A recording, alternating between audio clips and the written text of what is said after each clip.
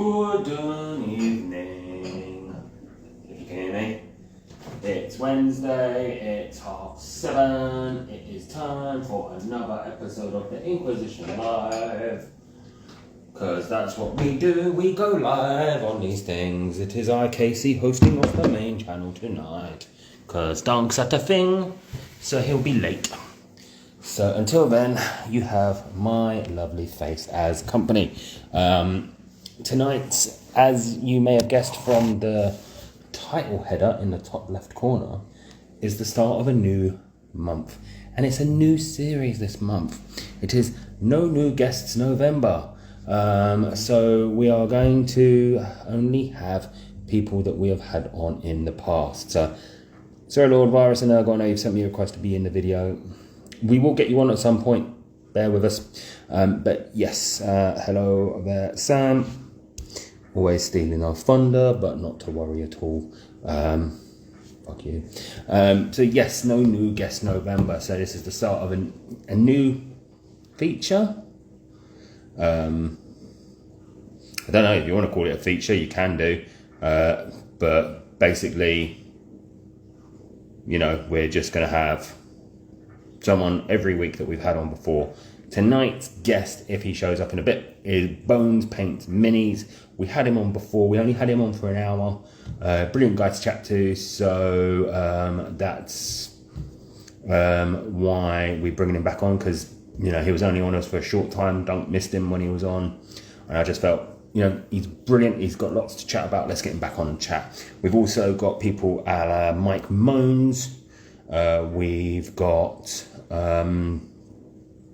Green Mank. There's somebody else in coming back I've forgotten. And we also have returning as a special Sunday feature that we haven't done for a long time of Graham McNeil. And I tell you that I am buzzing that we've managed to get him back on. You all know his stuff. He's amazing again to chat to. So the fact that he was willing to come back on and talk to us, we're both really excited about that. Also, just to sort of let you in on some little secrets, we are building already our guest list for next year. We've got a couple confirmed for January already. Couple of guests I'm very excited about having on. Yep, Graham McNeil, as in the Ultramarines author. That was exact same one, mate. We had him on last year. It was when there was 3 of us doing it. So it was me, Dunk and Simon. But because our connections were all rubbish, we had to dip in and out, and it was just carnage. So hopefully we don't have to do any madness like that next time. Yeah, we'll get you on at some point, mate. But yeah, like I say, no new guests, just because something different, you know. No new guests November, you know, like no not November. That was my thought process. Yes, Sam, America, fuck yeah. You know, at least you'll be able to tune in at a regular time. I mean, it's still on a Sunday, but you know, should be all right. And I will just continue rambling for a little bit until the guest gets here. So you will have to forgive me for a bit. How is everyone in the chat doing? How is your hobbying doing? What you've been up to? Let us know. I will say I've not had much time for hobbying of late myself. I've been doing more DIY bits in the new house, which is life. I did get a bit of a kit bash done. I'm about to go live if you want this company from it. Nah, you're good, mate. I can just I ramble for a living, so I can just carry on chatting shit for a bit. It's fine. Been working on your iron drawers. They are the AOS orcs, because I still call them orcs because I'm old and belligerent and I don't give a shit. Orcs is orcs. There's Dunk. So ping, let's get him in. Or is that just me? I don't know. I will say, Dunk, there has been an update to Instagram. So if I haven't updated it, go update it now, mate. Because the Instagram loves slipping out a sly update on a Wednesday. I swear they do it every week. Such a dick. But let's just continue chatting rubbish. So I've got the Kill Team box coming soon. I'm excited about that. Well, I've also got the Combat Patrol Terminators starting to show up. Brilliant. And yeah, so I'm going to have lots to do next year.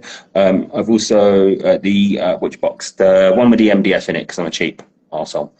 I sort of looked at it and I thought, you know what, if I'm going to be painting some bits up, let's just make it a bit easier. I've got a notice board that's the size of a Kill Team board. You know, just like the old pin ones, the old cork boards.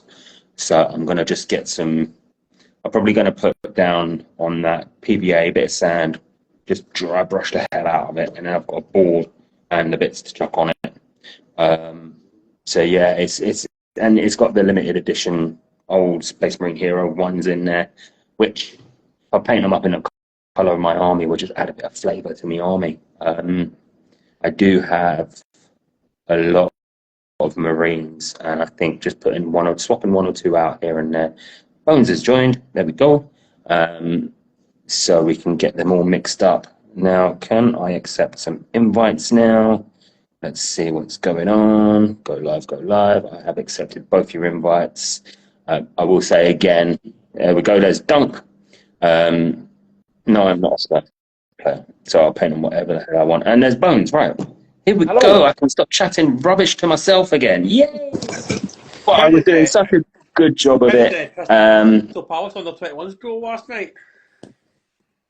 What's that? How did the Crystal Palace on the 21s go last night? We got humped 4-1 by my new town. So, but at least I got to experience Peterborough's Western Home Stadium's ground, which is a death trap. It's got wooden seats and it's got wooden structures. And I was just sitting there thinking, if someone started smoking in here, it's going to be Bradford all over again. So it was all right though. I had a dirty burger and a pint and I was happy. You know, what more can you want at a lower league ground? Dirty burger and a pint. And I tell you what, my guts today were smashed. So yeah, there we go. Right. Anyway, I will stop rambling. Hello again, everyone. It is the Inquisition Live. It is a Wednesday. It is 7:30. I am hosting tonight on the main channel. We've also got down below me, we've got our regular and main usual host, Dunk. Say hello, Dunk. Hello, Dunk. Hello, Dunk. And we've got today's guest, who is a returning guest as part of No New Guest November. We've got bonespaintsminis. Hello to you, sir. Welcome back. Oh, how are you guys doing? Good day. I'm doing good. Dunk, you doing good? Yeah, I'm good, man. Can't complain. Just fucking. Not really. I'm over the age of fucking now. I'm just painting. Yeah. So I was explaining before you boys joined, the reason that we're doing No New Guests in November is it's just a nice thing to do, get some old returning faces on. When we had you last on, Bones, we only had you on for an hour. Dunk didn't make it, and I really wanted to get you back on because it was lovely to chat to you. So thank you very much for agreeing to be our first new guest, first returning guest in this brand new feature. Yeah, no worries, man. So we'll just start off. I know you're a returning guest, but for those that may not have watched the episode previously, just give us a little bit of an introduction about yourself. 30-year veteran of the hobby. Started at age 7, and worked in Games Workshop in Oxford Street and a couple of other branches for a couple of years back in 2005, 2006 to the tail end of 2007, and made a good number of mates along the way, and then sort of transferred into various other jobs and kept painting in the background through all of it. And my sort of little corner of at least the Instagram side of things on the hobby, all came about sort of by accident, really. And I've sort of planned to relaunch it a few times, is to sort of create a be at least a voice, or be at least a sounding board for anyone having sort of, not crises exactly, but any mental health dips, or even just want to talk about times when they have that going on, and how the hobby, sort of how to make the hobby a positive force in that rather than a negative. Because there are some times where you get home and you see the pile of sprues, or you see the miniature you painted yesterday that you're not quite happy with, or even that you spend an entire evening painting something and then you get frustrated, or you put a final coat of varnish on it and it frosts the damn thing. We've all had that, and it can be something that we get into a real flap about, especially since there is a large portion of our hobby community who are neurodiverse, and small frustrations can cause big problems. Yep. And in fact, and over the years, I've seen it go from a hobby where basically, if you weren't I don't want to draw any parallels to a situation unfolding across the pond at the moment, but if you are not a white male of a certain age, you were not accepted into the hobby, or you were not made to feel comfortable. That has improved. It is not. We are still running that marathon, and in fact, we're still in the early stages and can see the start line from where we are. But we are at least moving.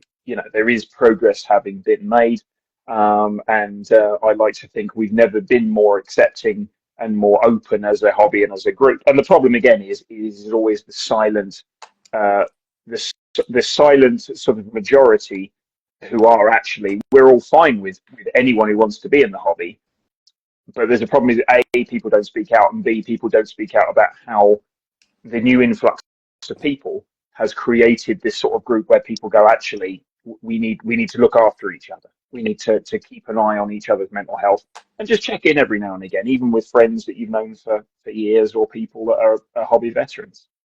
Yeah, I think you brought on an absolutely smashing point there, because I'm racking my brain here, and I can't actually think of any non-white authors who have written a 40k book.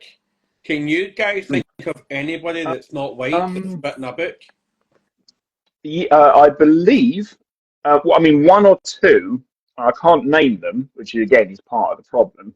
But I know that they do exist, and there are. But it is unfortunately. I was thinking about this earlier on. The problem is you need to know the hobby to a certain level of quality before writing a book makes sense. Yeah. It's an incredibly cutthroat and competitive side of the hobby.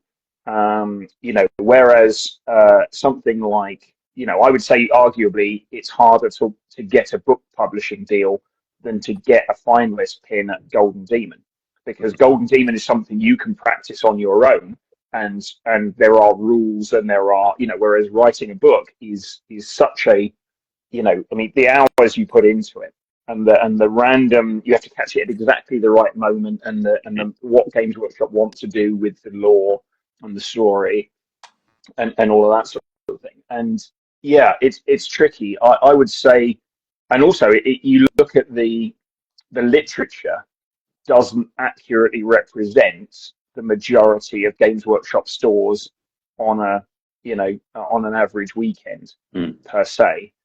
It's I often think they're a little bit less, they're trying to sort of with the people that they put in all the literature. It does sometimes feel like Games Workshop is going through a bit of a no, look, everybody's here already, rather than you kind of go, yeah, you still need to be a bit better. Yeah. We're not even going to slightly touch on the recent controversies that Games Workshop have had, because it's been done. Better minds than ours have talked about it and talked it to death, and worse minds than ours. Everyone's had an opinion.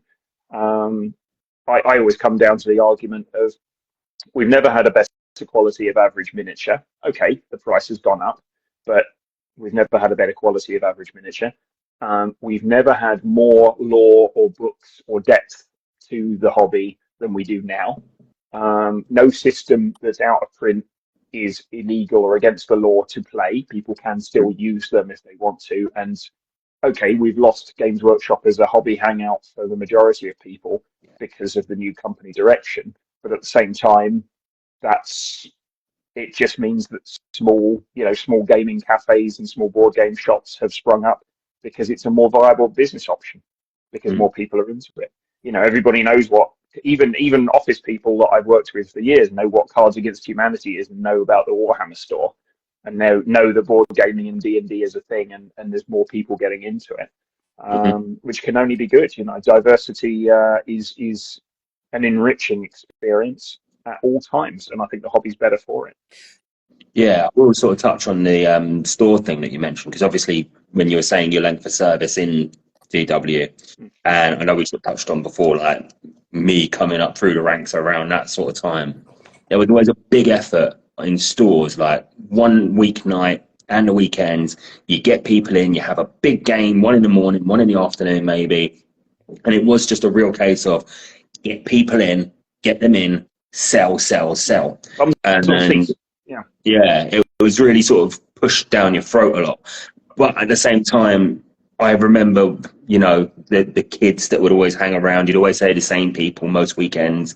And it did sort of push that little bit of a store community aside. But as you've mentioned, there's enough places nowadays. I did a Google in my local area now where I live, and there's at least 4 or 5 different war game clubs. There's 3 or 4 board game shops. So, there is enough still out there that you can get a fix if you want.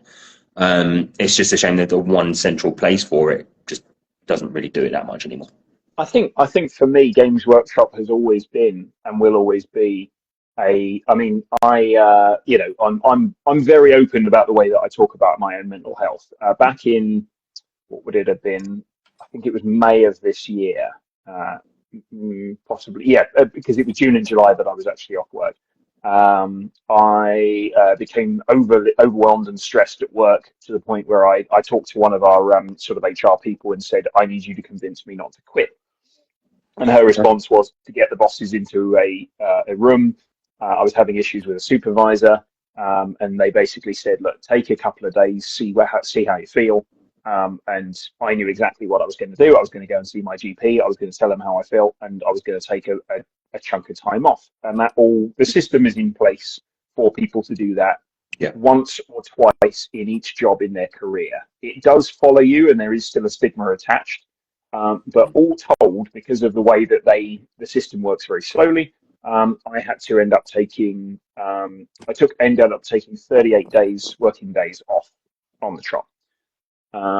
This was good for me because it allowed me to regroup. It allowed me to decide I did want to go back, and it allowed me to get some time in to do, go back to, proper three regimented meals a day, going to the gym, getting out on my bike during the summer, getting some vitamin D, enjoying my painting, enjoying my hobby, catching up on some TV, and just allowing myself time to breathe. Now, the important thing there is every day, I live by myself, and I have friends at my local Games Workshop in Kingston, and they were very supportive. I said to them, look, I know you don't mind me hanging around, but I'm going to come here probably 4 or 5 days a week, just for half an hour, and we'll just have a chat, and I'll be, bimbling about town. We might sit and have a Coke, or we'll meet for lunch, or we'll do something. One of the staff members there is a friend of mine, and I said it's just on the basis that otherwise it's very possible I will go through that entire day not having a face-to-face conversation with another human being, which is quite. I'm a very social person. That's quite a shock to my body, and it means I end up doing things like I will nap all day, or I'll just play computer games and just get frustrated with them, and my painting, I'll do a half an hour and then get bored of it because my mind can't focus because it's racing a mile a minute. And it acted, because I know the people there, it acted like a community space, like the pub used to be for some people, or the local sports ground, or the wherever you go to recharge your social batteries. If it had still had a Thursday and a Tuesday gaming night, as it used to in the old days, I'd have been along there, regular as Larry.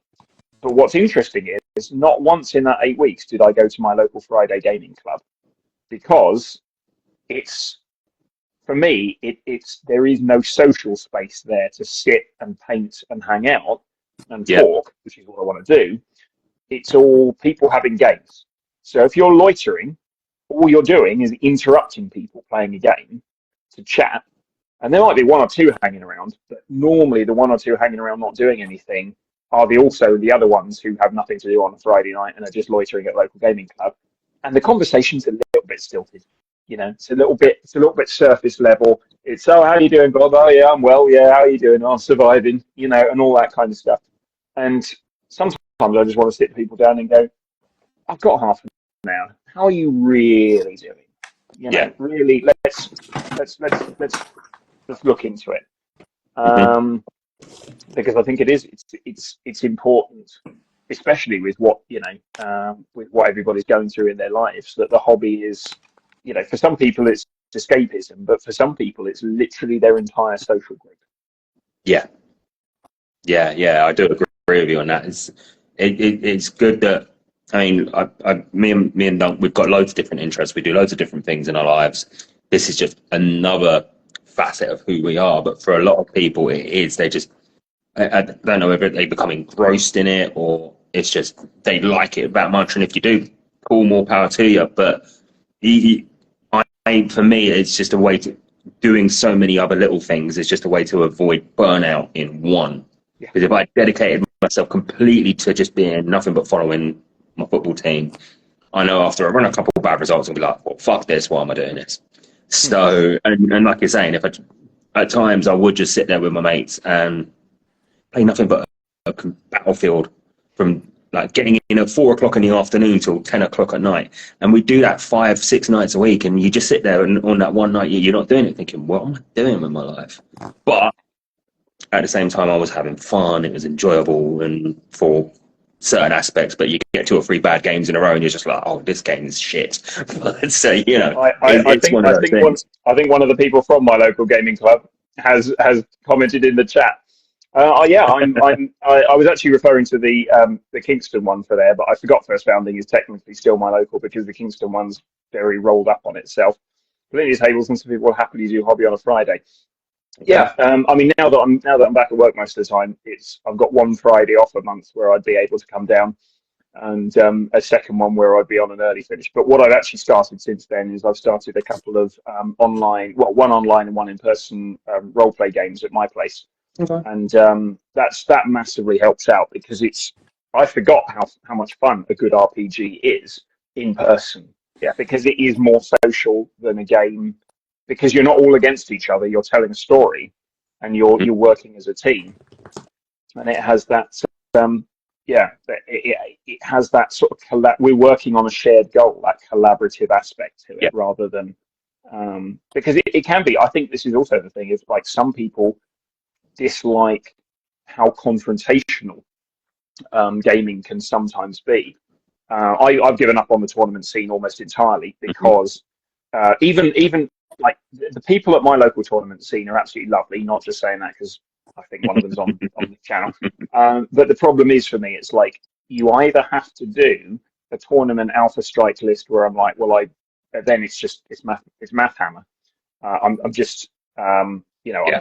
I'm building a list to either be on the top tables where they're all hammering away at each other in super tactical mode, or I'm on the lower tables where I'm actually enjoying the games with characterful, fluffy armies that are interesting, and they're the people that I would normally pal around with.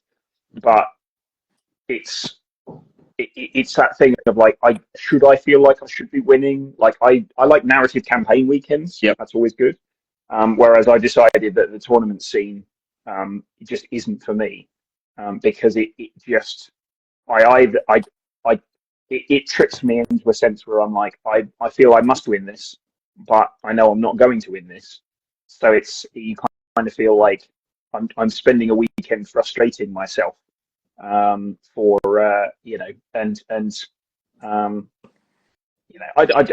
happily love going along and looking at all the painted armies. Brian, by the way. Oh, hello, Brian.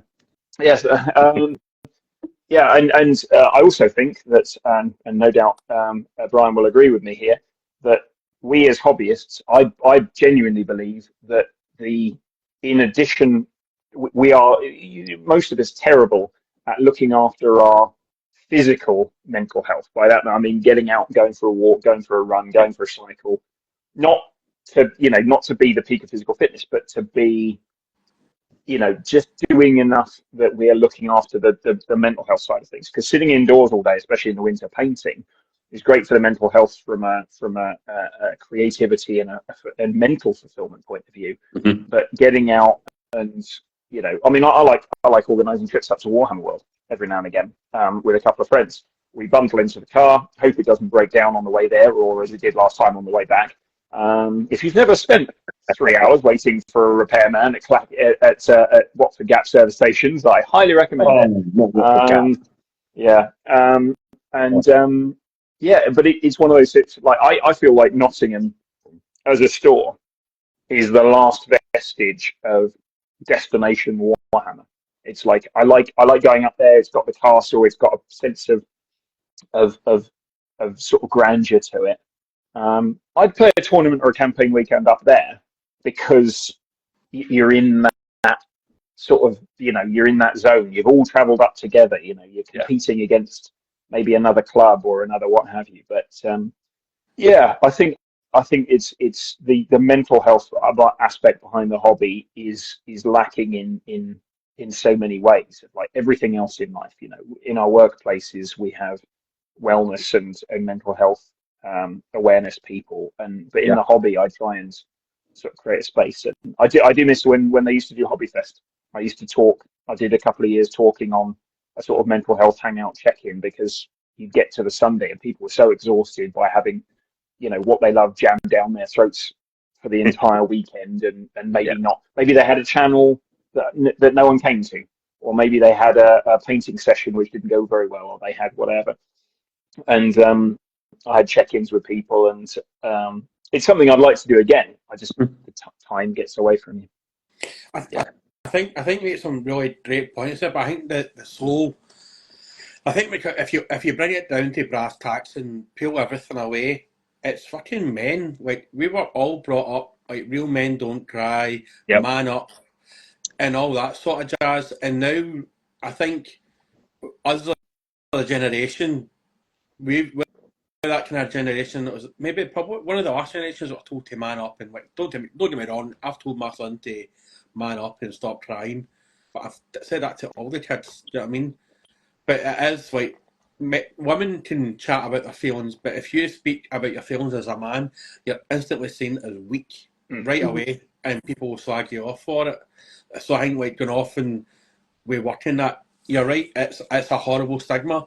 Like, I've lost a lot of friends through suicide who have served in the armed forces. It's one of the biggest killers of ex-forces people, like that dark dog that they've got.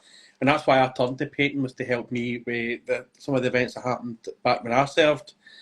But it's chatting and I think as well, lockdown didn't help, because we then were all isolated in our houses. And I remember having an argument with a manager.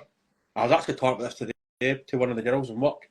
I remember having an argument with a manager or a supervisor because he was going on about idle time, because we get our keystrokes are all monitored, so they know if you're working, if you're not working. How wonderfully dystopian. Yeah. So I was getting around because I was on instant messenger too much.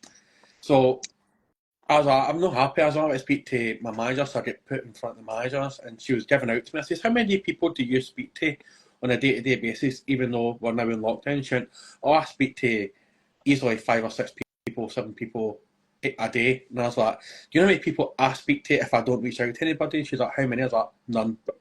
My son's at school. He's in his PC chatting to his mates. My wife was a kind of key worker, so she was still out in the community doing her, because she works with intellectual disabilities and that sort of stuff. I say, so I'm in my house myself from 7:30 to 5:30, and I don't speak to anybody until my wife comes home. I say, so what do you want me to do? I mean, one of our pillars is communications and relationships. I says, you're telling me not to do 2 of our key points. But I think you're right, mental health is so important in men. Like, even chatting to my son now who's 17, and you know yourself, Casey, you're a young fella, it is so important to make their feelings feel validated. And I think as well, Yeah. as one of the last things I said before I let you take over, I think with this hobby as well, if we look back to when we were 12, 13, 14, getting into this hobby, it was a hidden hobby because you didn't want to get battered off people. Yeah. So you always kind of hid that hobby away because you didn't want to be slagged off. But now it's so popular as well. So you're still trying to struggle with that trauma from early days of, oh, you're just a wee geek or whatever you were getting called, wherever you were from. Knowing Casey in London and probably yourself, Bones, at some mad London slang from the ghetto, do you know what I mean? But I think all The ghetto that of Kingston, yeah. I think it's been a perfect storm, and now we as adults we struggle, especially men. We struggle so badly because women can chat about their feelings, but men, you're seen as a pussy if you don't. I think that the problem therein is yeah, I totally agree. There is still a stigma around it, and it's why, you know, one of the biggest killers of men under a certain age is still suicide. I know, I'm going to say two. There are definitely more people that I've been friends with in life, one hobbyist and one musician, who have passed away that way. And it it was when the second one, it was a good friend of mine. We were in a band together. He was a singer and guitarist. I played bass, and we had a third guy on drums. And we used to write songs sort of together. We would discuss. We were both on medication at the same time, and it was like talking about different brands of beer when we'd meet in the rehearsal studio. I'd be like, have you tried this one? And he'd be like, yeah, I don't get on with that one, so I tried a combination of these two. And I was just, okay, I might ask for that next time because it leaves me a bit buzzy. This one, it's sort of like, and we were just talking about it in a casual way, and our drummer was just like, what the hell are you two talking about? I was just like, oh, antidepressants. And incredibly strong ones, like proper, comes with a warning, a prescription grade. And it was during COVID. It was Sorry. yeah. It was during COVID that I found out that he passed away about a year prior to that. And I mean, this guy was, he wasn't what I would consider an at-risk group. He had a six-figure salary, wife and son, second property that he rented out. He was financially incredibly stable. He was a great musician. He was able to express himself. He had a supportive family around him who were there for him at all times. I think his wife worked part-time and looked after their son the rest of the time, who was getting towards his teenage years. And on the face of it, he had everything that one could have imagined. A kid shy of the 2.4 children and a house dream. In a nice part. I mean, he had a house in Richmond and another property not far from there. I mean, that's bank. And yeah, it was literally that his inner demons got the better of him one weekend. And that, as they say, is that. And I think it's a crying shame because it would not have taken that much to potentially have made that situation have an incredibly different outcome.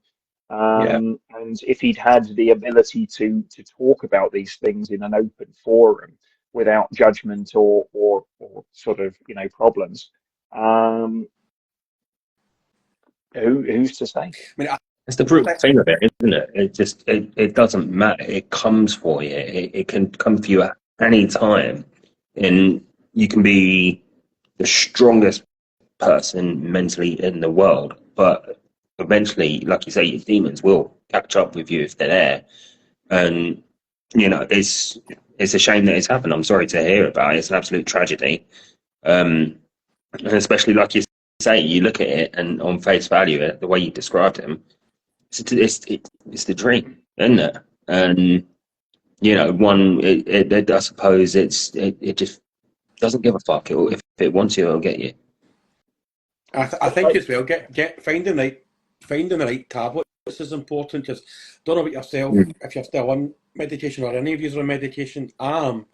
if I don't have my tablet, my my body's into serious withdrawals. Like, see if I miss my tablet, I take my tablet every morning at 8 o'clock. If I miss it and I go up to 10, 11 o'clock, whoa, my body is, I'm tripping. Like, I'm having like serious withdrawals with the strength of medication I'm on. But I think finding that right balance as well, because sometimes the doctor can put you on the medication, and I think we're really bad as British people to not speak up about if something isn't good. Mm. So if you're on a medication and you still don't feel like, we'll just go, no, it's fine.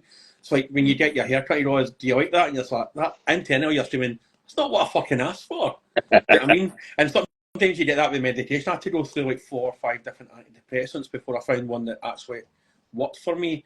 And if it wasn't for my wife, like, she knew the signs, and I was in denial for years and years. It's listening to your friends and family as well. It's so important, and having that kind of support as well.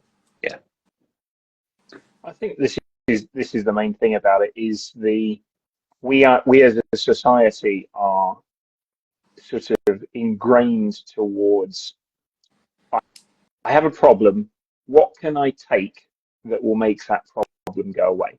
I am tired. What can I what you know, I'm a terrible one for it. I have you know, supplements and powders and sachets for so many things.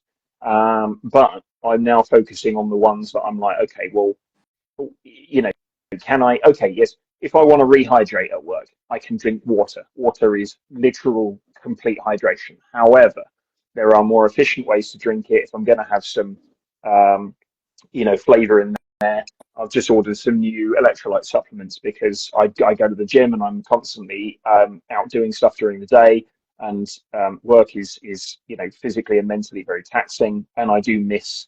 I don't drink enough water, and I do miss meals, and you know, sometimes it's nice to have that as a backup. Would it be better if I got my, you know, 100 and odd grams of protein a day, and my water, and my this, and my 5 portions of fruit and vegetables from natural sources?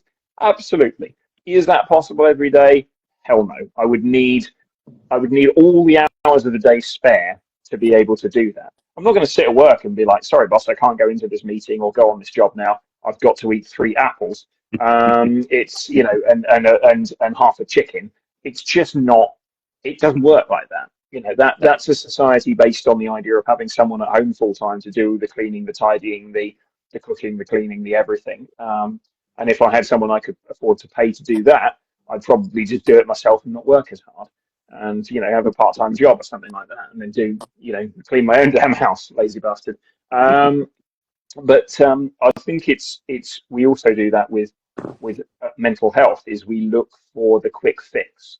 Do I want to spend, you know, 50 quid in an hour and then the week around it prepping and de-stressing from it for a therapy session that will slowly you know, help with the problem, and a good quality one, rather than just a, you know, a nod and charge you 50 quid therapist who just says, and how does that make you feel? You know, someone who actually works with you in the way that supports your health. It's easier to go out and buy, you know, a box of, you know, intercessors and a couple of pints and a pizza, and you will have a good fun evening. But it's a bandage rather than a, you know, and especially when you use it for mental health, which is why I think people being aware of their mental health in the hobby, that this is not going to fix that. We need to talk about keeping people going so that the hobby can be a positivity rather than, and as Brian says, painting equals mindfulness. It does. It gives you the time to spend doing something which is an escape from the world. You know, I sit here, I've got my nice painting set up, I've got my paints, I've got my figures, I know what I want to work on. Sometimes I will bin everything into boxes behind me and clear down and have a new desk with some new miniatures.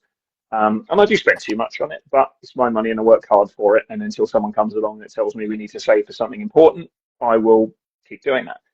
But at the same time, I've got on the computer screen next to me, you know, inane television shows about people restoring cars.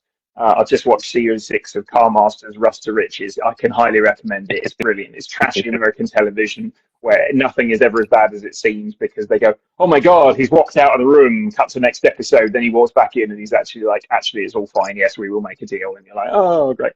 Or I've got, I enjoy Clanson's Farm because sometimes it's fun to watch someone genuinely not give a shit about what people think of him. And I don't agree with even 10% of his views on things, but I was raised on Top Gear, and I'm sorry, but I like it. I think three guys in their 60s who are still taking the piss out of each other and having fun is fun. And it's nice watching someone do something that they're good at and they care about. I'd watch a program about, drywall fitting if the people on it cared about it and were good at it and could show me something I don't know yet. And it's the background while I'm painting. Or I'll have music on, or I'll, sometimes if I'm lucky enough, I'll be surrounded by a couple of hobbyists and we'll be chatting shit about the events of the day and the week and making inane and puerile jokes with each other. But I also think that there is room in life for people who are, I was talking earlier to someone, and we were talking about they wanted to get into a conversation about the current political situation going on across the sea, and I said, I'm not really interested in talking to you about it today. Give me next week. I'm kind of full from that particular buffet. And they said, oh, you normally up for talking politics? I said, yeah. I said, if you were a massive supporter of the current, of the new president, I'd be happy to talk to you, because that is an argument or a debate that we can get into that has a purpose. I want to understand where your mind is. I want to understand what it was. I'd love to sit down right now and talk to someone who voted for him and genuinely has drunk the Kool-Aid and believes, because it would be thrilling to sit there and go. Otherwise, it's like looking at a puzzle that's already been done. You go, that's a nice picture, but there's nothing to do. There's nothing for me to do here. Yeah. They go, oh, it's terrible. I go, yes, I agree. Oh, what a thrilling conversation. I totally get what you're saying about the politics across the IDC. Like Michael D. Higgins, the Irish president, doesn't really have much to do. We're coming up to an election soon, so it's more to do with Fine Gael and Fianna Fáil keeping Sinn Féin out. Yeah. Is that what you were talking about? That would be good. Yeah. No. I had Sinn Féin at the door. On Sunday, and instead of getting into a rant and getting my house burnt down, I just said I don't vote. So. Yeah. But, just want to go back. We can come back to the mental health bit later if you want. But it was just something that you mentioned earlier on in the conversation about miniatures, and obviously the prices have went up, and we get a better quality of model. Now if my supervisor's watching, this is why I was idle yesterday in my energy DA. I built my bloodied yesterday, right? My bloody kill team. Do you not feel, because you guys have been in the hobby since the 90s and stuff, whatever edition it was, do you not feel that some of the models have too much detail and there's too much footery, tiny wee bits? Like when I was building the bloodied, it's like, where does this tiny wee backpack go? And there's like more, had more glue on the bit of the backpack to glue on, then like, why not just put that on the mold? I mean, I totally agree. I'm looking at so I finished painting the Night Azeroth the other day. I was quite happy with the way it came out. There's some nice photos coming soon. Thank you, airbrushing. And you look at him and you go, on the front of the model, he's got a lamp, 1, 2, 3, 4 different kinds of armor, 2 different kinds of robes, an ornate sword, 1, 2, 3, 4 hanging sort of pendant scripture things, which I did pick out in individual detail, and fortunately I was lucky enough that my hand was steady enough almost to the end to get it done properly, and a little lantern thing on a chain, a double chain with a belt buckle. And then as you turn around, you've got more straps, you've got more detail on his back, then you've got the wings, which have got 2 different kinds of armor, joints, and then the wings, and then flames under the wings. And then there's now 1, 2 items of broken columns on his base, plus a tree which has got some flames dripping off it, and other bits and pieces. And you go, yeah, I mean, I understand why this guy's like 30 odd quid, because that kept me going for a good 6-7 hours. And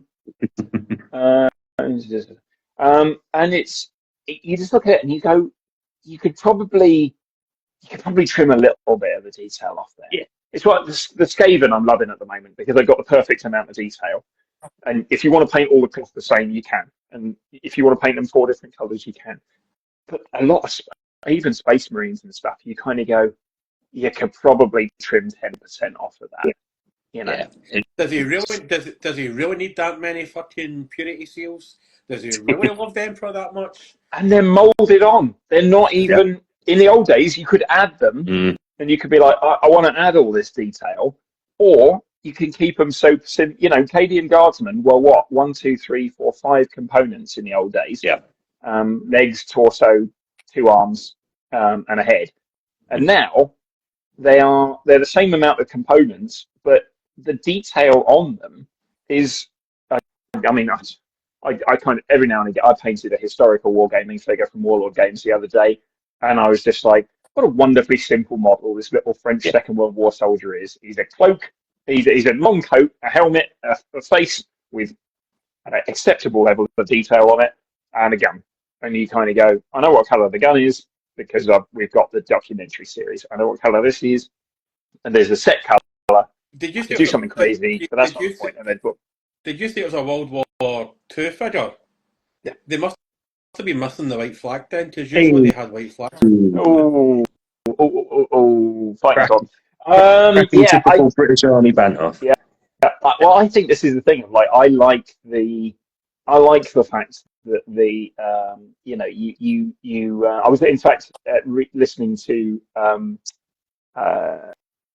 We Have Ways of Making You Talk, Al Murray and James and Tom Holland's excellent podcast today, where they were talking about the French paras that joined the Special Air Service right near the end of the war, who were some of the best fighting troops that they had, much in the same way as the Italian paras were much better than the average Italian infantry.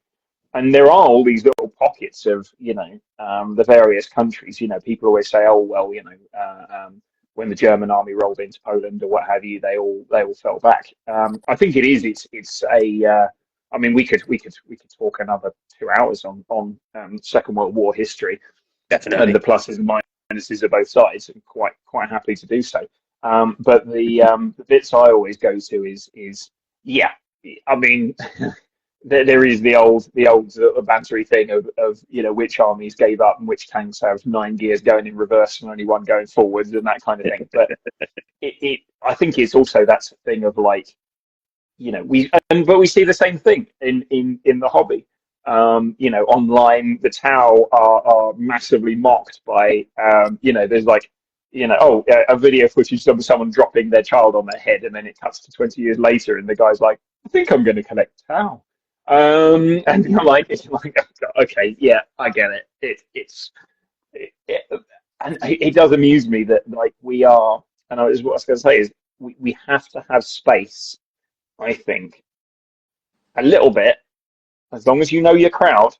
Taking the piss out of each other is actually okay. Yes, I'm fine with it. I think it's, as long as it's done in the right way, and you know the people, you know your audience, you don't make certain jokes around certain people unless you know that they're cool with it, much in the same way as you don't hug people who aren't cool with it if you don't know them. You know, you don't, you know, I'll go up to my mate and be like, oh, you know, what's this and that and the other, and take the piss and everything. We spent 20 minutes the other day talking about non-existent issues in the relationship of a friend of mine, because someone had said his girlfriend was pissed at him, and we did 20 minutes on the fact that their relationship was basically 1 step from death, and, you know, maybe if he wasn't painting figures so much and looking after his relationship and this and that and the other, and that's why she was leaving him. And he was just like, it's fine, there's no problem, you've imagined all of this. And we're just sitting in a corner discussing it and being like, yeah, well, of course, you know, if he did this more and all, you know, I think that's the real key. I think, you know, the key to a successful relationship is just good communication, and clearly that's not happening here. And he was just amazed at the fact we could do so long on passive aggressively taking the piss out of him for an imagined slight to a person we'd never met. Charles Howling Griffin is a shit. That's fighting words, Brian. That's fighting words. I know that you run faster than I do, but I'm coming for you. it's like my son's 17 now, and obviously, if you get a really tight bunch of boys, you all swag each other's mums. Oh, your mum would get it. I would bang your mum, Yep. so on and so forth. And I asked, look, at what age do you start swagging? Like, I'm gonna shag your mum, or is that what age does that start at? He's like, I don't I think it's as different as puberty. It's just a natural point of a young boy's life where eventually they discover that one of the funniest things you can say to another guy is comments about his his mother or relatives of his, or your dad's this or your mum's this or your brother's this or you're this, and it's like the rules of some playground games. It's passed on generationally. But I was at first founding next year's. So I've never heard like any girls going, I'm gonna shag your dad. Your dad would get it. I've never heard that. You know what I mean? I've never heard that. I think that the thing is that the comments there are much more, and comedians have made whole careers based on this, is the comments there are so much more pointed and so much more like, either passive or they're cleverer. They're not as I mean, this is the thing. Like, I saw a great one the other day of like, this teenager's playing computer games in his room, and the mum's calling up and being like, "Oh, why didn't you come down? There's someone I'd like you to meet." I've seen And that. he's like, "No, I'm playing games." And then this guy comes in and he's like, "Hey, sport, I'm your mum's new boyfriend. And my name's this, or as you know me, this is his gamer tag." And he's just like, "What?" And it's just like, "Yeah, you told me 6 months ago that you were going to bang my mum." It's just like, "Well, guess the shoe's on the other foot now," and starts deludely gyrating at him and goes out the other and is like, "Coming, babe." And he's like, "Oh my God, wow, that's actually," part of me is like, "That's incredibly funny." And I was just like, because it's also, you go, and I go, I'd love to find someone that's offended by this, because what he's essentially done is entered into a consensual relationship with a woman who he just, and I'm like, everyone's fine with it except the kid who's just like, "Oh my God, what have I begun here?" And it just, but then stupid stuff makes me laugh. So, and I got in trouble for I that think before. you've massively hit the nail on the head there for me. And I don't think I don't like to think. I don't say I'm like, hey, I'm not going to keep people away from me. If people want to come and chat to me about anything, again, like yourself, more than happy to. But I've definitely learned on here the people who've got similar sense of humour to me, what you can say to certain people, what you can't say, and how much of the piss you can generally take. Yeah. Because some of the people I've met on here have got wicked sense of humours, but because obviously we all just sit there, we've got our minis, we paint our minis, we post our minis, you don't get to know the person behind them so much. And I think this is what's been good about me and Dunk doing this little chat, is breaking down the barrier of this is a toy soldier, move that aside, who are you? And like you're saying, Jeremy Clarkson, I think, is a prime example. I grew up watching Top Gear as well. You don't have to agree with everything the man says, but watching some of the dumb shit that they'd end up doing, like, I always remember one where they drove from the battle site of Balaclava in the Ukraine to Chernobyl, and there's like, whoever runs out of fuel loses. Like, you got to make it, and it's such a dumb challenge, but at the same time, I'm sitting there like, I could see me and my mates doing something stupid like this one day. That's fucking brilliant. It's when old hamster's like swerving in the road to take up to use more petrol and fuel, and then he gets pulled over by the police, and he realizes that if he leaves the car idling in top gear with the brakes on, then it'll just keep. And he's sitting there. He's just like, I'm deafening my producer and this police officer who's standing behind the car doing all the paperwork and everything, and all the noise is coming from the guy really loudly. And you're like, that's anywhere else it would be such obnoxious behaviour, but because of where you are and what you're doing and the purpose that you're doing this for is. And the way that in the last episode of the last season, it was quite emotional. I was actually quite moved by it when they're the finale. knowing that they were seeing that they were moved by it. If they didn't care, if they were like, "Oh, we're finishing here, it's all fine," I wouldn't have been bothered. But it was, it was the end of an era, and it was when they were talking about, it was Hamster and Hammond ending up playing buttons at the Guildford Wyvern, and you're like, oh god, that's such a depressing idea. That's going to be how he ends his career, is living out of a travel lodge doing Christmas pantos, and you're like, that's such a you think I'd rather not be famous, and then you realise how much he was getting paid for that episode. He probably made more than my yearly salary in the scene where he was having the piss taken out of him for going on to play buttons. At which point you go, that's fine. You can make jokes about what I'm going to do in the future for that much money. I'm cool with that. Casey, that is a very strange jumper you're wearing. What colour is that jumper? It's the same. It's a different colour tone to what is in my hand. And what is that in your hand? That was it. That was an orange, believe it or not. Funnily enough, when you mention the word orange, we are sponsored very kindly by Orange Brushes, who do very good Kalinsky sable brushes at cheap price. Now, they're out of stock just now, apart from the 00, because I was looking to see if their new brushes are on. But when the new brushes come in, why don't you try it and buy it, people? Five brushes.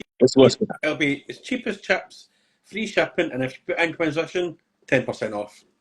Yeah, don't forget that 10% off. All caps, Inquisitions. Don't forget the caps. I do love a bit of orange, and I'm not sponsored by Warpaint's Fanatic range. However, if they would like to sponsor me, I am available, and I can be had at a very cheap cost. In fact, if you send me 3 paints, I'd probably do an hour on how wonderful they are. I've got most of the range, and they are genuinely. There's something in my brain which is scratched by just the right places by the fact that there are 6 colours in each sort of tonal band, and on the side of the bottle they've got the little guide about where in that colour spectrum that colour is.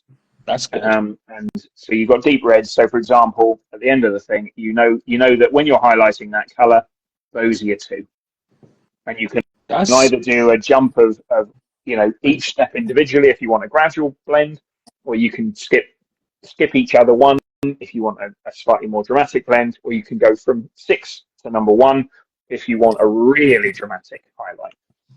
And the coverage is really, really good. There you go. See, look, that is a free plug for you there, Army Painter. So get on it. Yeah. And it's actually a good little segue. We'll do a little bit of chat about hobbying very quickly. I know we did mention it previously in our last chat, but you have touched on a new question that we do tend to ask people that I'm stealing right now from Dunk because I've segued on. Please. Is obviously, what do you use at the moment for your hobbying? Are you strictly GW stuff, or are you going third-party stuff? So that's a good question. I'm purely on the basis that it's the easiest to get and it's the easiest to paint. I'm mostly GW. We're doing a slow grow campaign for boarding action, so we're up to 500 points, me and a couple of friends. And it's ended up being very Space Marine 2 themed. We've got 1 Space Marine player, 1 Thousand Suns player, and I decided to play NIDS because I also need them for the 40k roleplay game we're doing, where 2 of the same guys who are in that slow grow with another person are playing an all AdMech Explorator warband, and they're investigating the mysteries of. They've been told by by report that they're not allowed on the 4th planet in the system, but they have to survey Beta Anthelion 3, and that'll tick a few boxes mentally for a couple of people who've been in the hobby as long as I have. I wish I still had the Forge World book on the subject, but I don't. I've been painting some Stormcast, some Old World, and some various bits and pieces. I did a small Imperial Guard force for combat patrol that all look like they're stuck in the middle of the Ardennes forest. So I've got some forest bases and printed some trees into my 3D printing at the moment. But I've also been enjoying Star Wars Shatterpoint from whichever manufacturer does that these days. It's a great little skirmish game of 8 to 10 models. They are expensive as box sets, 45 quid for about 4 figures, but they're good size. I think it's 50 mil. The quality is there. They are all nice solid plastic, and it comes with all the games and cards and tokens that you need to use that warband, and they all add a unique touch to the game that you're playing. I do want to get into some more Second World War roleplay game, Second World War gaming, and I'm doing a Cthulhu roleplay game based on the Call of Cthulhu rule set for a couple of people, set in Britain and Ireland in 1911 to 1912 kind of era. And they're enjoying that. So we've got another session of that coming up next week, followed by another session of 40k next week. So it's going to be a busy old role-playing week for me. And then beyond that, it's what else have I been doing? I've got a variety of board games and bits and pieces. And for the most part, it's just sort of doing whatever little bits and pieces of hobby that sort of cross my board at various points. It all obviously relies on having a second person to play a game with. I don't buy stuff that's just for painting so much, but because it is for me, it's a social hobby, and if there are other people to socialise with on a particular game, then so much the better. But I also play a bit of Blood Bowl with a friend of mine, and we're looking at getting some Necromunda going potentially in 2025. So I've got a question for you. Like, just leading on from the paints, what do you do? What do you use brush-wise? Because that. I mean, you either go, and I think this is where I plug them again. Fuck it, 2 plugs in one show, guys. I think this is where orange brushes have found a good kind of gap. You can either go dead expensive with the Kowalski brushes and go Artis Opus or the Rosemary and Co. or whatever our fucking name is, or you go cheap Citadel 3,000 brushes off Amazon from China for 25 pence. What do you use yourself? So I like, for the most part, I do still buy the occasional Citadel, and I do like their brushes for most of my average work. But recently, the two that I picked up that are excellent sets is I picked up off of just cheapy off of Amazon. They're obviously a copy of some of the what's the big company? Artist Opus. These are Artify dry brushes. The sort of I've seen them advertised. Yeah. That's a really good set, and it really does improve your dry brushing, gives you much smoother coverage. And for general painting, I've recently discovered that my local art shop does them for about £2.53 a pop. Pro Arte synthetic and miniatures brushes, and to be honest, at the level I'm painting at, it's absolutely fine. I mean, obviously, Kaminsky Sable and Series 7s, Winsor and Newton Series 7s, which for years was the standard, will last me longer, and they'll hold their point, and they'll be more sort of. But the way that I throw them around and the amount of painting I do, I've got 1 or 2 nice brushes for when I'm doing something very finely detailed. But I find the rest of it, as long as you're wet blending and as long as you're doing good techniques, you can get away with almost any brush as long as you know what you're doing with it. Yeah. And these cost me almost nothing. If a brush is bad and it's a Winsor and Newton Series 7, that's potentially 20 quid up the spout. Whereas these, I can really bash them about. The dead ones get used for basing materials. I use a lot of the AK Scenics basing materials. They're great. Gives you creative ideas beyond the norm. And their streaking grind is industry standard. But I must admit, I use a couple of airbrushes. I use a wet palette. I bought the new silly little Turbo Skull palette from Games Workshop because I think it's funny. £9.50 for essentially a glorified piece of rubber. It looks like a servo skull, so I'm on board. We do buy stupid shit that's shaped like things, don't we? Yeah, I am resisting the urge to buy the fucking Christmas baubles, Space Marine face baubles, because the only person who's going to see them is me. That's the only person who sees my Christmas tree, because it's just me here. So I'm going basically, I'd like to spend 30 odd quid on a set of baubles, which I will look at for 2 weeks, for 20 minutes in the evening in passing. But what 20 minutes that would be if there were Nurgle baubles. Imagine that. Oh. And you see, I was just gonna. I if was we had just a diffuser that just like emits out like nice smells or something. and There we for go. Nurgle, what you want to do is you want to make more. You want to just hang Scotch eggs from the Christmas tree, and as they slowly degrade over the 3 weeks of Christmas, you'll get that full Nurgle kind of aspect to it. And you can eat them if you're quick enough, which I find is true with any food. I will say I was tempted by the baubles as well the other day. My lad loves a mini of the month. We went in to pick it up for him. When he was there, he saw the baubles. He went mental. Mum, look, we'll have a Christmas stuff. And my partner's face, it was like, I was just going to the worst. say, if he's calling you mum, you've probably got more problems than just baubles at Christmas. No, sorry, I should have elaborated. My partner was there with it. But that makes sense. But now, the trick is, would you have bought them if you two were there on your own? Yep. and then reduced the price by about 50%. Yeah. And then I would have slipped them on the Christmas tree slyly. And that's the thing. They would have just slowly emerged and be like, oh, look at this bauble. That's new. A friend of mine said to me, he's an older musician. He said, we were working together in a band. He said, right, I need you to promise me something. If I die at a gig, or if I, have a heart attack and suddenly that's it.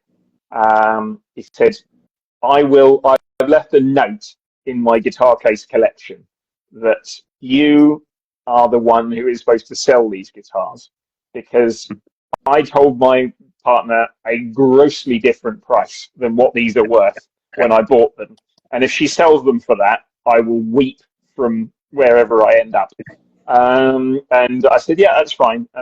I bought him a T-shirt for Christmas that literally said, when I die, sell my guitars for what they're worth, not what I told my wife I bought them for.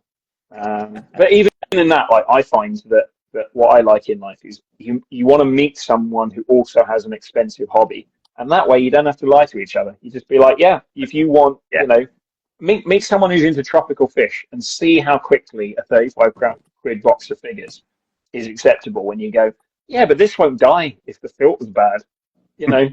This is going to be around for months. This is not. Yeah. And if I mess the mini up, at least I can dunk it in a bit of methylated spirits for 20 minutes and fix it. If you dunk a fish in methylated spirits, it's not fixed.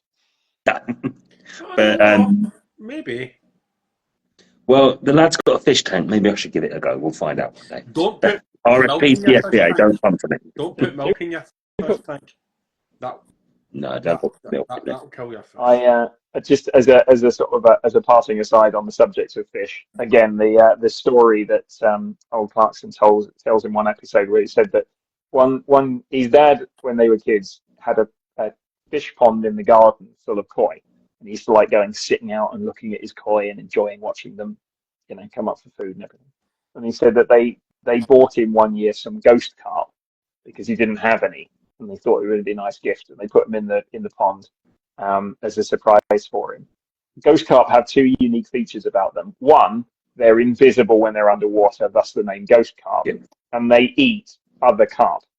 So what they did was they bought him invisible fish that ate all of his visible fish. I shouldn't laugh. My dad's got a pond.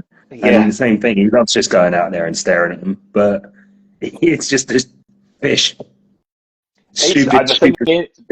The thing is, it's we get together as grown adults and essentially push small plastic figurines around a table and go, this one's shooting at that one now, pew pew pew pew pew, and it's only one step removed from the stuff we were doing at 6 years old. So I've learned that whatever people are into, I always say, are you into it and you enjoy it? That's fine. I will not necessarily join you on that journey. Yep. It's what's that? You like walking over hot coals? That sounds like something for you to do when I am not here. But go and enjoy it. And if you ever go to a competitive level, I will tell people I met you when you were just starting out. It's competitive coal walking. So, I'm just got a question here. There's a question that was kind of mashing around my head when you first mentioned competitive playing. See me now, the influx of people playing Warhammer, do you think the competitive thing is going to get as big as, say, like online gaming with teams? I I think I think no, on the basis of if it was, someone would already be making money out of it, and there would be live streams of all of these things because it's been known about for years. And they tried doing live streams of tournaments like the US and the Vegas Open and all that kind of stuff. And there is money to be made of it. You can, to a certain degree, you could be a professional war game player if you were happy with a low price thing, and you had some other diverse things. But with esports, it's computer games have always had a bigger market share than traditional war games. The price of entry is fairly low in comparison. Console-based ones, you're probably looking at £700 to get the console and the game, and that's it, and a headset. There's no ongoing costs. There's no, because I think, oh God, can you imagine having to broadcast the quality of some people's painted miniatures and the ribbing people would take? I mean, I think we're always going to be a smaller niche. However, I think where we are popular is online RPG gaming. That's never been bigger. Like there's online versions of everything with like paid voice actors, and people are massively into it and playing all kinds of game systems and really spending large amounts of money on it and getting sponsored. I love the I can never remember the name of it. Oh God, what's the name of it? It's the sort of comedy one on YouTube. Legends of Avantris, really worth watching. Some of those guys are so funny. When one of them's playing an idiotic mouse character who's trying to explain that she got kicked out of her village because the villagers didn't understand the difference between lemons and lemon juice, and it just derails the party for about 10 minutes where she's trying to explain that there's two completely different things, and that the town elders were trying to explain that the lemon juice comes out of the lemons and that's absolute horseshit.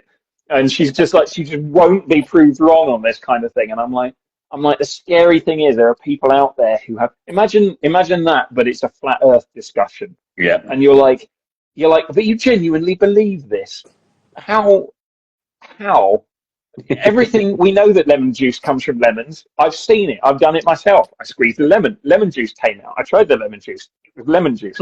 That's where you get it from. But I've been in a plane. I've seen the curvature of the Earth. I know that the Earth is round. It's been proven by scientists. We went to the moon. We did all these things. I love watching clips of that because it's something where I go, as you said, this is not a hidden hobby anymore. This is not something where I have to put my Games Workshop case in a shoulder bag to go to the store on a Thursday or evening because I don't want people to see the Games Workshop case with the giant eagle on the side and Warhammer written down it. Because I prefer not to have people be like, oh, Warhammer nerds from across the street. Whereas now, I think I'm totally fine with it. I'm like, but I think that also comes from being older and not caring anymore. And I'm like, yeah, no, what and what? But you want to make something of it? But do you think that the thing holding back like more competitive playing is Warhammer itself by not because if you look at like I like chess, right? See if you like I watched Magnus versus Hirashi, what his fucking name was, and that was being streamed on Twitch with actual commentators from chess.com, the website, and they were doing commentary. Do you think if Warhammer went down that avenue and like bringing in sponsors from outside, that isn't really going to harm them, like artists, even if it's just brush companies, because that would bring and that would maybe be where Vanguard Tactics would have like a kind of toe in over competitors and like doing a kind of Warhammer World Cup and if it's been streamed online through the Warhammer website or on Twitch through their official website, which I've seen events being done when they had like the Las Vegas Open and all that sort of stuff. I think yeah, that yeah, would be, you see it going for that, and then Blood Bowl, Kill Team tournaments. I mean, the possibilities are endless. It's maybe just Warhammer holding themselves back. I think the key to this, and in fact, it was a point I raised And the other day with someone when I'm, we were I'm just talking so about. I'm just gonna make one more point before you continue. I'll lose it in my head otherwise. And I understand what you're saying about people having shite armies on display, but if you're wanting sponsorship, if you're wanting to be, and you have got a really good tactical mind, people are going to paint your armies for you, because then that sort of Yep. affiliation will bring more business to you for as a commission painter. For me, yeah, 100%. I think the problem is not the, people would get past poor painting. Sponsors would have painters preparing armies for these people. They would buy commission painted armies to play with. It's not even the aspect of luck, because from a dice rolling point of view, people play competitive poker tournaments, and that's based on luck more than anything else, though there is obviously an aspect of bluffing in that.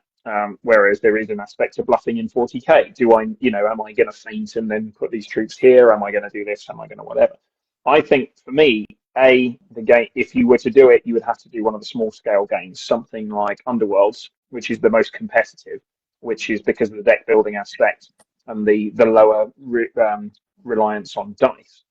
But I think that the main aspect of this, and it is the driving force behind the majority of sports now. A lot of people say personal growth and achievement is the driving force behind sports. Unfortunately, depressingly, it's not. You would have to get into bed with the gambling organizations, because with that comes all kinds of sponsorship and all kinds of reason to watch. The reason a lot of people watch these, I know people who only watch football, and they support their local team, or they support their favourite team. But the reason that they're really into it is, they'll have an acca going, or they'll have a little flutter on it, or they'll have a this. And the majority, you look at pretty much any sport these days, and try and see. I've got a challenge with a friend of mine, which is you're only allowed to listen to a musician's song until they say their name, which means you will never hear more than 5 seconds of a Jason Derulo song. But you are only allowed to watch a sport until you see the first advertisement for Wayfair Casino or Bet365 or any of these things. I think it would have to recognise such a shift that the gambling people would have to get on board and go, say some large gambling organisation tomorrow was to turn around and go, you know what, we're going to make Blood Bowl our next big thing, because it's fantasy football. Everybody already understands NFL. This is just a violent fantasy version of that. There's a computer game of it we can do a tie-in with, so we can have computer game schemes running the computer online version over there, and we'll have 10 or 12 tables set up over here for the best Blood Bowl players. Because it's a limited selection, you can explain what the rules are fairly quickly, and it's a decision-making game where you don't have to, you can think tactically, and you only need to roll dice rolls in a controlled fashion. You can get through almost an entire game of Blood Bowl with only rolling about 6 dice if you are playing tactically, because movement is set and certain other things are set. That would be the one that or Underworlds would be the one that would make the most sense, because games go on for so long. Yeah. And I also think it's much in the same way as chess you will never get the world recognition in the public eye for competitive chess playing that you do for, say, darts or tennis or basketball, because those are games which engage you every second. You have to actively be participating in watching it. Whereas wargaming, it's a lot slower. It's a lot more, there's tactics and there's thinking and there's chat and there's all that kind of stuff sitting in it. And it's just not the right speed for the majority of the people that would be watching it. So you would need a niche audience, and with that comes either small amounts of money. I mean, to be honest, if they said to me, okay, painting awards across the country, you can make £2,000, £3,000 for placing, £10,000 for winning, you're damn right I'd be like, right, I'm never playing the game again, but I'm going to spend every waking hour developing my painting because I stand a chance of placing. And I can use this. This then becomes my job. There is currently none of that field. But then that would change it because competitive people from other fields would start entering it. Competitive poker players would start entering Warhammer because it's a better chance. They can control some of the aspects of it. Yeah, I mean, I'm going to jump in as well here, mate. Sorry to stop you. I think I agree completely with, I think, the interest that drives a lot of the smaller sort of recent startup things like esports, for example. You've obviously got that little bit of a gambling aspect to it. You've got the popularity of the fact that computer games generally, you know, they're always going to be popular. I look back, I remember watching, there's a fighting game tournament called Evo, and it started off with just 20 blokes in a room, and now it's the biggest fighting tournament thing going. People are winning 10, 20, 30,000 pounds prize pots for games and stuff because they've got all the sponsorship. I think what you were saying, Doug, about the sponsorship side of stuff, Workshop are never going to buy into that because they sell their own stuff. So they're never going to let another company come along and sponsor them for stuff that they produce. So they're going to look elsewhere for that sort of external fundage, which would probably be something like, I don't know, Twitch for the hosting or something. But yeah, probably like Coca-Cola or a drinks brand. Yeah, So you would definitely get sponsoring. Do you know what I mean? I mean, if you're not looking at Artis Opus or something like that, you're still going to get sponsors from some that maybe promotes your swag, or a soft drinks company or a water company. Because like, if you watch Chess.com, and they were doing that, I think it was like some tournament, like there was not one advertisement about a Bet365 or anything, right? The sponsor was sucking some air filter thing, and all they mentioned was this air filter and how it purified the air and how they could think better and all this bullshit. Do you know what I mean? But I mean, I would say if you have people that are into chess, a lot of people who play chess probably play wargaming as well because it's the same thing. Knowing the tactics and I know like what Shane, who we had on, he would be part of the Northern Ireland Warhammer international team. So I mean, there is international teams out there. I think it's, for me personally, looking at it as an outsider, it's only a matter of time before a big event happens. I think the team structure is already in play. Because you do look at some of the GT things when they pop up. They're not something I religiously follow, but you're constantly seeing people who represent Vanguard Tactics in placing top tens and stuff. And I mean, we all know my thoughts on Vanguard Tactics. It's a pyramid scheme. Yeah, the team structure's there. I think the interest for if that is how people want to play it, the interest is there. And I think as well, if you think about how Warhammer games have changed in the last 10 years, let's say, you know, you could pick up a rule book years ago and then have scenarios in the back page of attack, defend, or breakthrough. Breakthrough was always my favorite old school game mode because you had to run from one side of the table to the other. And now it's just put these little circles on a board and you get points for controlling those circles, which is exactly like Dota 2, it's like Team Fortress, it's like all these other games that exist out there in the computer game sphere of capture and hold points to win. And they throw the little other objectives in there, but the core game now is for competitive play. The narrative stuff has been pushed aside. And I know in like White Dwarfs, they'll put like, oh, look at this funny scenario, and here's a game mode that we thought up of because this planet's constantly got lightning strikes on it. But you look at how they set the table up, and those little circles are still there. You've got to put your little control points down because at its core, it's been redesigned as a competitive game rather than a narrative or fun game. Right? And that's my take on it. I think for me, the more likely scenario would be fixed movement games like Blood Bowl or Underworlds, because you have a set thing where explaining to someone, okay, well, this guy can only move 6 inches on a tape measure. and that's a very nebulous concept. It's open for interpretation. There's a lot of placement rules. There's a lot of this and that and the other, which if you were getting into hyper competitive TV-based stuff where every move is under an absolute microscope, you would have to have some way of regulating that. And also you'd end up with, the list building aspect has never been simpler.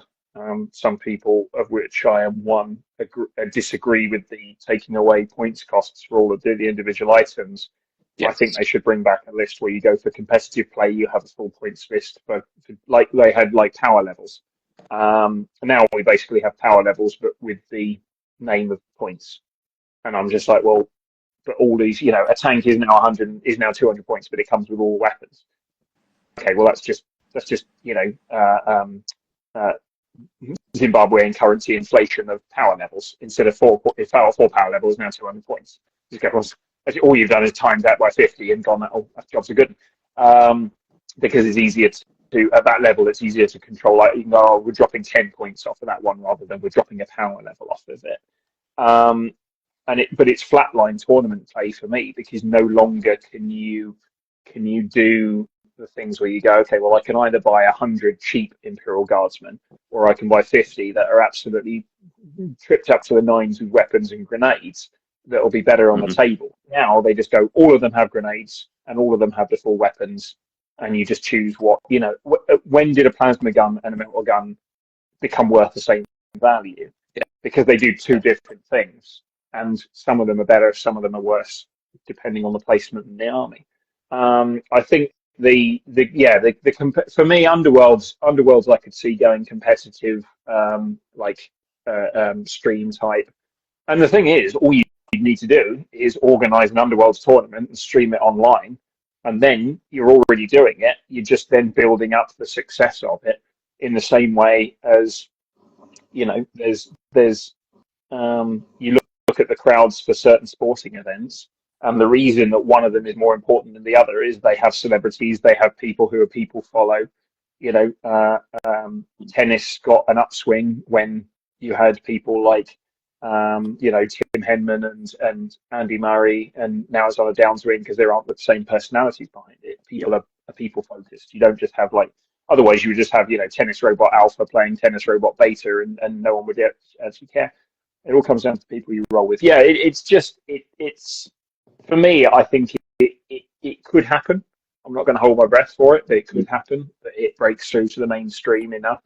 I though see it being more like the the lore, the history, the idea of the fact that, God, if you told teenage me that at some point someone would go on to a one of Britain's most popular talk shows, or the world's most popular talk shows, and talk openly about being into wargaming and Warhammer. I mean, okay, it was Henry Cavill, and literally no one else out there in the world who's going to go, I mean, if Colin McGregor had said, I'm into Warhammer, people would be like, that's fine, Colin. Yes, I'm sure I could enjoy that too. I'm not going to disagree with you at all. That's fine. You like what you like. Whereas, if one of us went on there, Tom Holland had mentioned it, they would have probably taken the piss out of him a bit more for it. Yeah. But Henry Cavill's, a traditionally, incredibly well built, sort of, human being that everyone looks upon and goes, oh yes, you could be our hobby Jesus. That would be wonderful. Let's be honest, he is hobby Jesus. He is. I mean, if they're gonna hire someone to play Guilliman the Emperor, or I'm not sure of it as him as Eisenhorn. I'd rather see him play someone like Commissar Kane. I think that would be funny. But as if he was playing, the Emperor at the time of the Horus thing, that would be, as long as everyone's got their casting picks for all of the Primarchs. You look at the pictures in the book and you go, well, that's clearly that's clearly Mark Strong, and that's clearly this person, and that's clearly this person. I'm going to ask you a question here, right? And what a way to segue into this question, which is just fresh in my head now, right? So we're all of a certain age that we watched the A-Team when we were younger, right? So before the A-Team was made by Liam Neeson and all that jazz, right? Yeah. Who would be, if you were to make the A-Team out of the Hollywood actors about the time before the A-Team was made, who would be your A-Team lineup be? And I'll let you decide who goes first, and I'll throw in mine at the very end. Well, as in modern actors now playing. No, like of any actors that Yeah. you would have chose at any time. So like from when you were started, from when the A-Team finished to now, who would be your A-Team? I mean, it's a tricky one because for me the A-Team was, it was the original cast were so sort of specific to the roles. I mean, Dwight Schultz as Murdoch is a great pick, and I still think it's a better role for him than Barclay in Star Trek, because I feel that they kind of didn't really know what to do with that character. He was the mental illness character before it was accepted that mental illness was fine. But if you could have your choice of actor, who would you recast as Murdoch or face Hannibal and B.A. Baracus? I actually kind of liked the recast versions that they had in the film, but I felt that whoever the actor they brought in to play Mr. T was, I felt that nowadays it would be Terry Crews, because he's got the comedy chops. Yeah, I did enjoy Rampage Jackson as BA. I think it was one of his first proper films, and you could tell. Yeah, but he pulled it off well. He was fine but it's. And I also think it would be different if we were looking at a TV series versus a movie, because there are movie versions. Like I think it surprises me that actually Henry Cavill is a good movie and TV actor. He can do both. He was excellent I really liked him in The Man from U.N.C.L.E. I thought that was such a great film. I mean, Armie Hammer as the Russian, and but then I think Hugh Grant was underused in that film. I've seen The Heretic recently. That's an excellent film. I really, really enjoyed that. I think he's a very talented actor that his history has not let him flex his muscles enough. But I think for me, it's what I'd like to see is the sort of, from a wargaming TV show or movie. I think animated is good. Animated is a good format for 40K and for Warhammer. That's proven by the fact that they're doing quite well on Warhammer TV, and there's no reason necessarily to, you could bring these guys in as voice actors much easier. And just as a final, because I've got to drop off in a minute because I've got some other bits and pieces to do. I am always reminded of Will Arnett when he got the role of Batman in the Lego Batman movie, and he said to his kids that he was going to be Batman and they could come and see him at work if they wanted to, and they were so excited, and he took them to a vocal recording booth in a nowhere studio in California and did 4 hours of recording, and they sat there looking so frustrated and bored because they thought they were going to see the Batcave and the Batsuit and all that kind of stuff. And he said that he really liked it. He got a kick out of the idea that all the way there driving, he knew what they were going to see was what he was going to see for the day. And it was a lesson in, like, you have a famous actor father, but don't get too used to the glitz and glamour. This is the reality of it. And I love that. I'll jump in with your question here, Duncan. So I wouldn't change Liam Neeson. Perfect. I do agree. Someone like Terry Crews maybe for Mr. T. I would. I'd keep Bradley Cooper. I don't think he did a bad job at all. I think he was charismatic, and Murdoch was always the one, because like for that level of comedy, I think Charlotte Copley did a good job, but I don't know who I'd pick. And this was something me and my mates used to do at the time before the 18 film cast got lined up, and you were like, "Oh shit, that's a good cast." But it's just he was my weak link. Right, so I would have picked for Hannibal, George Clooney. And then you're just making Ocean's 11. No, I'm not. So I would have George Clooney as Hannibal. I would have as Murdoch. The only person that could actually probably do Murdoch would be Jim Carrey. Yeah. Like, I could see that. yeah, Yeah. he could be. Danny DeVito was Murdoch. Yeah, why not? That is That's a good shout. that is really good. And for B.A. Baracus, yeah, probably Terry Crews. Like, there's maybe, yeah, probably Terry Crews. Couldn't really think anybody else, to be honest. Like, Yeah, he was who he was amazing in the Expendables films. He was absolutely quality. And for Face, Ethan Hawke. Yeah, I can see that. Maybe a slightly younger Ethan Hawke back in the yeah. Oh, well. That just makes me want to watch Training Day again. But man, I liked the 18 film. It was because people imagine do. I remember my mates like going, my mate giving out about it, and he's like, "Oh man, like they used that. They tried to steer a tank when it was in a parachute. I mean, that's just so unrealistic." And I laughed to him. I was like, "Mate, they used to put them in a shed and they build a fucking rocket launcher out of a fucking hammer and a nail.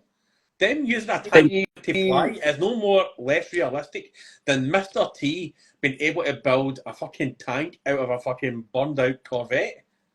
Have you guys seen or gone back and watched the mid-2000s action movie The Losers? Not for a long time, no. I should do. It actually holds up. I was surprised. I mean, Chris Evans is good, and you've got what's his name? Played Negan. Can't think of his name now, but I can see his face. Yeah. As the leader of the organisation, and you've got all of these sort of sideline actors who are playing their various roles in it. And I rewatched it the other day, and I was just like, you know what? This is actually. I was on a mid-2000s, late 90s kick. I also rewatched the Brendan Fraser film where he plays the guy who's been locked in the bunker underneath with Christopher Walken. I mean, that's going to mess anybody up. And his mum, because they think a blast from the past, because they think a nuclear bomb's gone off and the world's been destroyed. Wicked film. Such a good. And Alicia Silverstone back in her prime, before she was just wandering around London eating poisonous berries off the bushes. Fucking stupid. I'm surprised she's not dead. Some of the stuff you see in London, you go, there's no way. Just don't do that. But like, I rewatched some of those old classic films, and it just had that nice balance. Danny DeVito as Murdoch. Interesting choice, chat. Yeah, I could see that. See that. You could have the entire cast of Always Sunny in Philadelphia do an 18 film. That would be quite funny. Then you've got Charlie Kelly and Danny DeVito they both have to be Murdoch. It'd be like that episode where they parody Seinfeld and two of them are dressed up as Seinfeld. You just can't. I think this is the problem with what they tried to do with the and it's a good place to end for the evening for myself, because it's a conversation I do not wish to get into in a long and detailed time.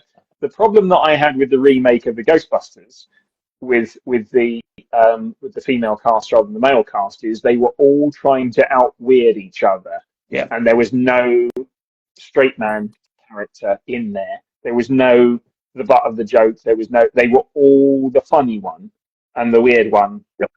And you're like, it's an ensemble cast for a reason. Don't just add more people who are weird, because it just becomes an overwhelming, it's like kids showing off and being like, no, I can run faster. And then one of them goes slamming plow into a glass window. And it was inherently hilarious. Unless you're the owner. It's just, it got me.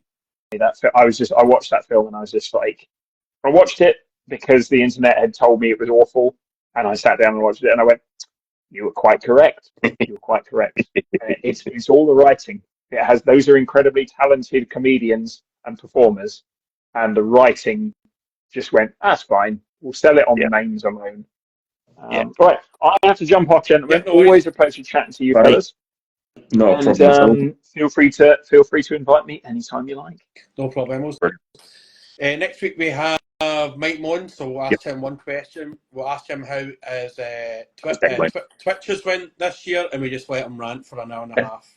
And then I've already said this to him, and he's more than happy to rant about Twitch for an hour and a half. So yeah. Brilliant. Thank you very much for coming on and chatting to us again.